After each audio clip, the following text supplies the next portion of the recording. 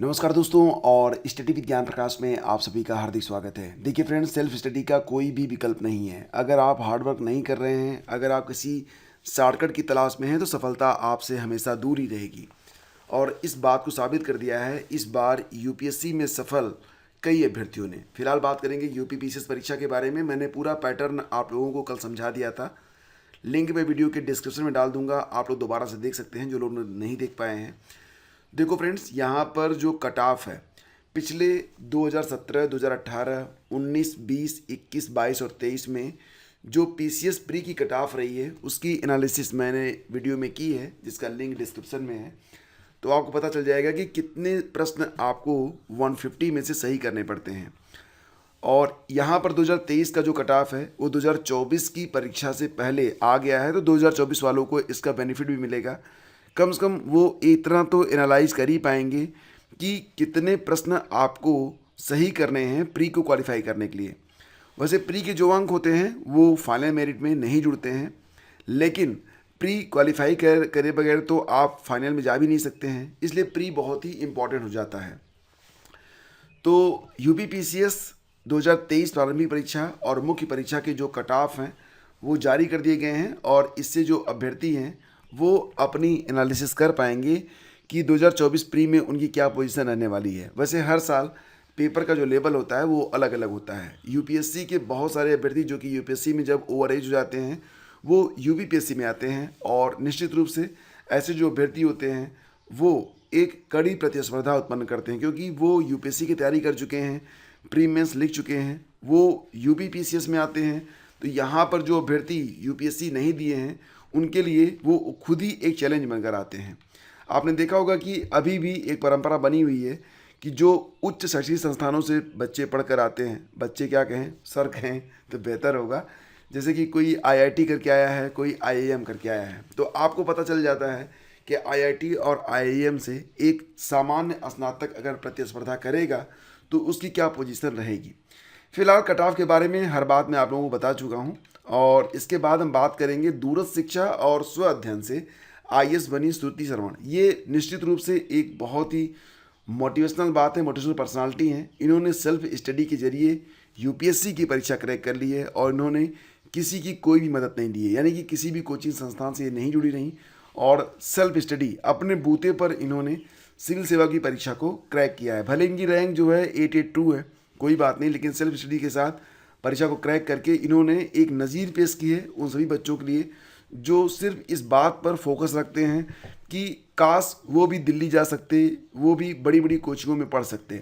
बिना पढ़े भी आप अपनी मंजिल को प्राप्त कर सकते हैं, और डेफिनेटली जो सेल्फ स्टडी होती है उसका कोई भी ऑप्शन नहीं है। आप कितना भी कोचिंग कर लें, आप कितने भी नोट्स दूसरों के पढ़ लें, जब तक आपके पास खुद की लेखन क्षमता नहीं होगी, आपके पास खुद का नोट्स नहीं होगा, जब तक आप खुद सेल्फ स्टडी नहीं करेंगे आप आगे नहीं बढ़ सकते हैं। और दूसरी बात यह है कि आपको किसी भी परीक्षा में क्रैक मतलब उसको उत्तीर्ण करने के लिए एक जज्बा होना चाहिए। जय का जय पर सत्य सने हूँ, सो तही मिलई न कछु संदेह हूँ, ये तुलसीदास ने लिखा है। लेकिन सत्य सनेहू का मतलब यहाँ पर ये होता है कि उसके लिए एक कठिन परिश्रम भी आपको करना पड़ेगा, दिन रात एक करना पड़ेगा, और इसके बाद सफलता पाने से आपको कोई रोक भी नहीं सकता है। तो कई सारी प्रतिभाएं हैं जो याद की जाएंगी, और बहुत सारे लोग जिन्होंने कुछ ऐसे उदाहरण पेश किए हैं कि जो आने वाले प्रतियोगी हैं उनके लिए वो एक एग्जाम्पल बन गए हैं।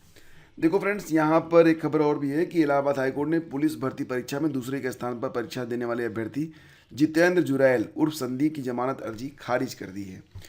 तो राज्य सरकार का पक्ष अपर शासकीय अधिवक्ता सुरेश बहादुर सिंह ने रखा।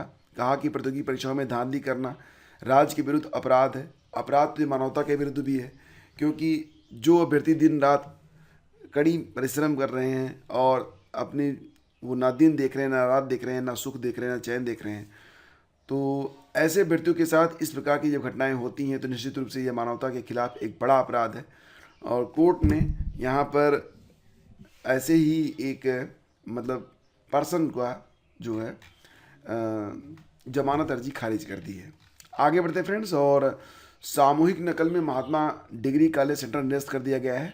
तो ये जो महात्मा डिग्री कॉलेज सेंटर है ये रज्जू भैया राज्य विश्वविद्यालय इलाहाबाद से जुड़ा हुआ है, और यहाँ पर सामूहिक नकल का मैटर सामने आया। जब सचल दस्ते ने छापेमारी की तो उसके साथ कुछ बदतमीजी भी हुई और फिर उन्होंने कुलपति को जानकारी दी, इस पर कार्रवाई हुई और केंद्र को निरस्त कर दिया गया है। और जो यहाँ पर बच्चे एग्ज़ाम दे रहे थे उनके लिए नए एग्ज़ाम सेंटर अलॉट कर दिए गए हैं। तो जो बच्चे यहाँ पर जुड़े हुए हैं उनको जानकारी इसकी मिल गई होगी।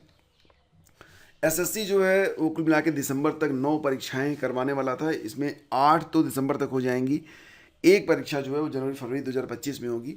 तो पूरी जानकारी यहाँ पर अवेलेबल करवाई गई है। चलिए मैं आपको बता देता हूँ। जैसे कि जूनियर इंजीनियर जेई के लिए कुल 968 पद हैं और गुरुवार तक ऑनलाइन आवेदन इसमें होंगे। परीक्षा 5, 6 और 7 जून को होगी। इंटरमीडिएट पास CHSL के कुल 3,712 पदों पर भर्ती के लिए 7 मई तक आवेदन प्रक्रिया चलेगी। परीक्षा 1 से 12 जुलाई तक है। सिलेक्शन पोस्ट परीक्षा 24, 25 और 26 जून को होनी है। सब इंस्पेक्टर दिल्ली पुलिस एवं सशस्त्र पुलिस बल की परीक्षा 27, 28 और 29 जून को है। कैलेंडर के अनुसार मल्टीटास्किंग नॉन टेक्निकल स्टाफ हवलदार परीक्षा कंबाइंड ग्रेजुएट लेवल परीक्षा 2024 के विज्ञापन 11 जून को। स्टेनोग्राफर ग्रेड C और D का विज्ञापन 16 जुलाई को। जूनियर हिंदी अनुवादक, जूनियर अनुवादक एवं सीनियर हिंदी अनुवादक का विज्ञापन 23 जुलाई को तथा कुछ अन्य भर्ती विज्ञापन मई से अगस्त के बीच पहले से प्रस्तावित तिथियों पर जारी होने हैं। तो कई सारी परीक्षाएं हैं, आप एसएससी की वेबसाइट पर जाकर बाकी जानकारी उपलब्ध है, उसको आप देख सकते हैं। प्राइमरी स्कूलों में दाखिले की उम्र बढ़ाने से जो बच्चे हैं उनकी संख्या घट रही है, क्योंकि कोई भी गार्जियन यहाँ पर नहीं चाह रहा है कि वो 6 साल तक बच्चों को अपने घर पर बैठाए। और यहाँ पर जो गार्जियन है वो अपने बच्चों का जो एडमिशन है उसको मतलब प्राइवेट स्कूलों में करवा दे रहे हैं। और यही वजह है कि बहुत बड़ी संख्या में जो बच्चे हैं वो मिल नहीं रहे हैं। हालांकि स्कूल चलो अभियान चल रहा है, लेकिन 6 साल तक का कोई बच्चा मिल नहीं रहा है। यानी कि अब जो ये आदेश आया है कि कक्षा 1 में एडमिशन करने के समय जो उम्र होगी बच्चों की कम से कम 6 वर्ष होनी चाहिए। तो कुछ स्कूलों ने 6 साल के भीतर वाले बच्चों के दाखिले ले लिए हैं, अब उनके दाखिले फंस गए हैं। बेसिक शिक्षक विभाग के स्कूल चलो अभियान के तहत बच्चों के नामांकन बढ़ाने के सारे जतन असफल साबित हो रहे हैं। शिक्षक घर घर बच्चे खोज रहे हैं, 6 साल वाले बच्चे मिल नहीं रहे हैं। तो ये भी एक समस्या हो गई है। हालांकि इसके पहले मतलब अगर 2-3 साल की व्यवस्था और कर दी जाए, जैसे कि प्राइवेट स्कूलों में आपने देखा होगा कि उसमें PG होता है, प्लेइंग ग्रुप होता है, LKG, UKG देन 1 होता है। तो ऐसी स्थिति में भी मतलब ठीक ठाक पोजीशन रहती है स्कूलों की। लेकिन फिलहाल यहाँ पर जो नियम कानून बन गए हैं उसके मुताबिक तो बच्चों की संख्या घट ही रही है। तो फ्रेंड्स, ये थी आज की news update. Thank you so much for watching the video. UPPCS cut off analysis के बारे में जो वीडियो मैंने अपलोड किया था, लिंक वीडियो के डिस्क्रिप्शन में है और यहाँ पर भी आपको वीडियो दिखाई दे रहा होगा, तो इसको आप अभी वॉच कर लीजिए। बहुत बहुत धन्यवाद।